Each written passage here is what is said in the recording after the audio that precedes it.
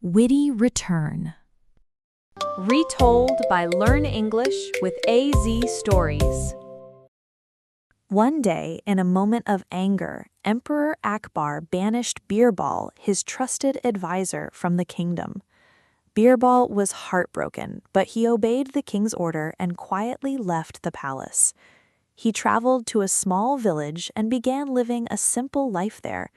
Birbal worked on a farm, helping with crops and animals. Though he stayed busy, he missed the palace and his friend, Emperor Akbar. Meanwhile, the palace felt empty without Birbal. The courtiers missed his clever ideas, and even Akbar began to regret his decision. "I must bring Birbal back," the emperor finally said. Akbar sent guards throughout the kingdom to search for him, but they could not find Birbal anywhere. Then Akbar thought of a clever plan. He announced a strange challenge across the kingdom.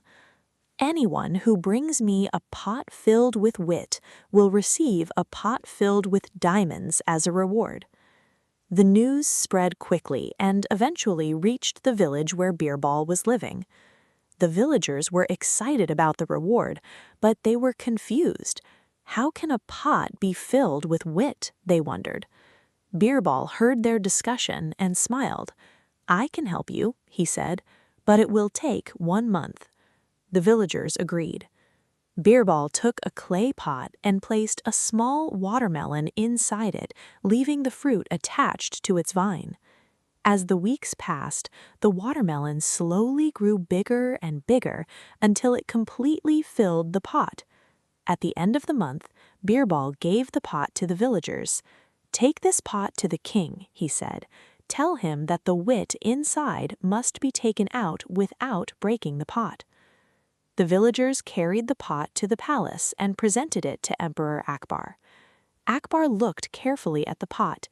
Inside was a watermelon that had grown perfectly to fill the entire space. Suddenly, Akbar smiled. "Only Birbal could think of such a clever idea," he said. Akbar immediately traveled to the village. When he saw Birbal, the emperor warmly embraced him.